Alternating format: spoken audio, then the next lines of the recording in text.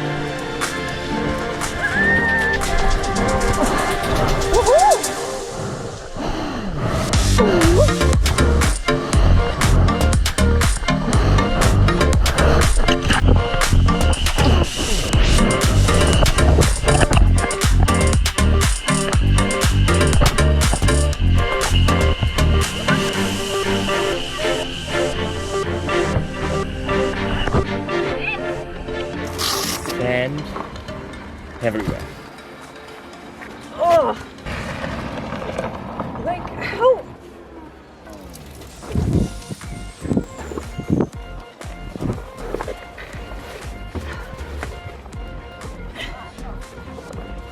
Oh.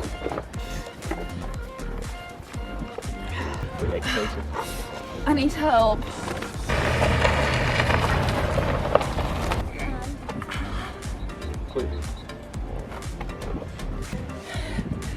They say putting them on is bad. Taking them off is just as bad. Maybe even worse.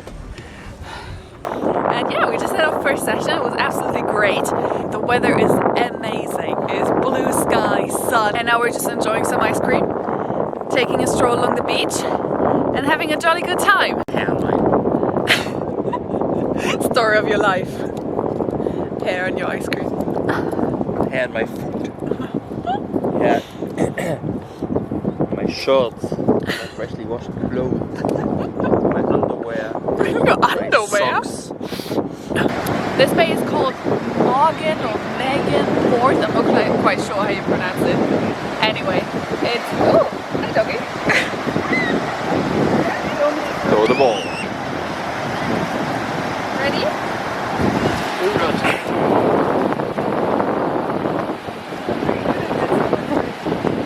Anyway, this is...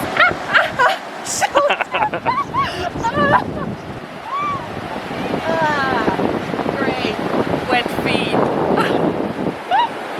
So, what I tried to say, this is called... Let's call it Morgan Port, whatever. It's like 5 miles maybe north of Newquay, which is kind of the big Cornish city. This is the first time we've been to this beach, and it's so cool. When we were surfing earlier, we were literally the only ones in the lineup. There was one other guy at some point, but then he left. So it was just us, and we had this whole bay for ourselves, which is so cool. Like when you go to other beaches, even in Devon, where we went last year, it was so crowded. And here, there's just no one. And even now, there's like 2 guys in the water, but that's it. So it's super relaxed. There's a surf school and a surfboard hire just across the street, so it's literally right in the surf school. And it's beautiful, it's so nice. You have the Cornish coast around in this rugged, stony kind of coast, and it's absolutely lovely. Welcome to our home for the next 3 nights. We're staying at Trek Lodge, which is in a little village called Treverian? I don't know, all these places have such random names. I'm not quite sure if I'm pronouncing this correctly. But anyway, and funny story, because actually this whole trip was planned for May last year. And then obviously COVID happened, and then we postponed it to October. And again, COVID happened and we couldn't go. So now May 2021 is the first time that we actually managed to go.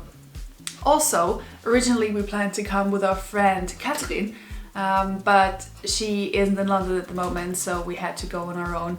So when we booked this first, we had booked a 2-bedroom apartment. Catherine couldn't come anymore, and we asked them if we could downgrade to a 1-bedroom. That wasn't available anymore, so we had to stay at the 2-bedroom. And then a couple of days ago, the owner emailed me and was like, look, we actually have this 3-bedroom flat available. I know you don't need it, but do you want to upgrade? And it's for free. And we said, yeah, I mean, why not? Even if we don't need the second spare bedroom, we can at least have a bit of a bigger living room area and kitchen. So that is super nice. And I'm just going to show you around the apartment. It looks really, really cool because we have this big living room area.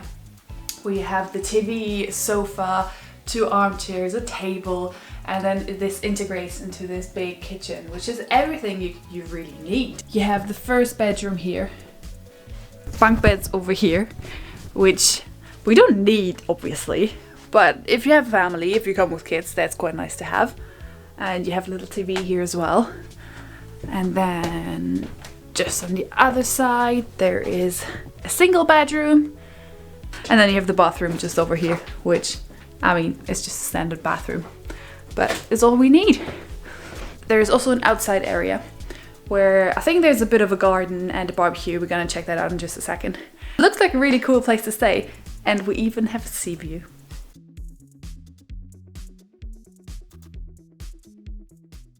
Good morning everyone, welcome day 2 of our Cornwall trip. We're back at it, at the same spot as yesterday. And before we get in, I thought I'd show you what exactly we're wearing surfing in April. Oh no, 1st of May today in Cornwall, because obviously it's still quite chilly. April has been freezing, so the water is still pretty cold. I think it's around 10 degrees. The weather is actually quite nice. It's sunny and blue skies, and it's, I think, what did it say? 17 degrees even? Yeah.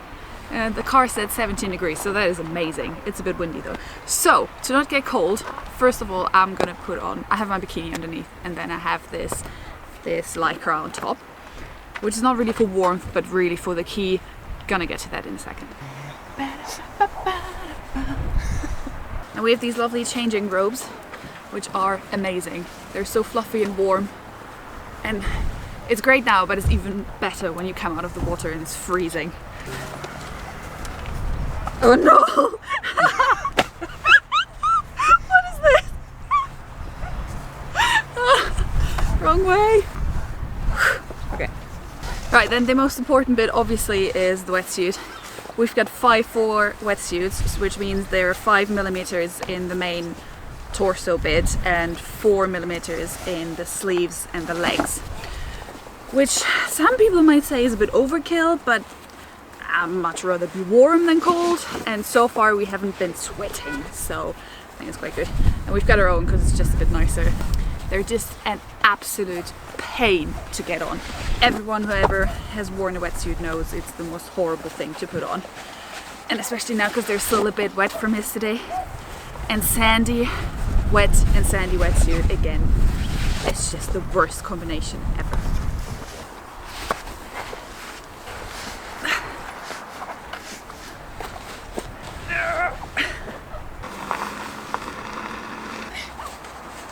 Now next we've got some boots, which are also made of like wetsuit stuff.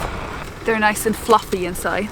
They've got like fleecy material, so they're really warm. They're also 5mm. And then, because the water's 10 degrees, we also have some gloves. And these are Philips, and I'm just gonna go and hire some. I need to buy some, but they're all sold out everywhere, even online. So we're gonna go to New Quay later and see if we can find some. So that's that, and then obviously put the wetsuit on properly. And usually when it's really cold and when it's really windy, I would put on a hood as well. But I'm not going to do that today because it's relatively warm. So that's it, and then you all see yourself. That's really the reason why surfing in the tropics is just so much nicer, when you can just surf in a bikini and just hop on a board and you don't have to do this whole suiting up business. But that's what surfing in the UK is like. You know how I said usually I wouldn't put this rash vest on because I'm having a wetsuit on anyway, but we're doing it because the big issue with going surfing and driving there and not having anyone with you who stays at the beach is what are you gonna do with the key, the car key? Obviously you have to take it because you can't really leave it in the car, but you don't have anywhere to put it, and we don't really want to take back. I mean, we did it before, taking a backpack and leaving it at the beach, but it's always been nerve-wracking and would much rather have the key on me. So what we have been doing is double zip-locking it in 2 bags and then tie it up with a hair tie which has a little key ring on it, and then the key ring gets inside of my shirt connected to my bikini strap. So we've got this little package sitting between my shoulder blades, completely double bagged, secured with this thing on my bikini. Then the rash vest goes on top, and then the wetsuit goes on top. Worked like a charm yesterday.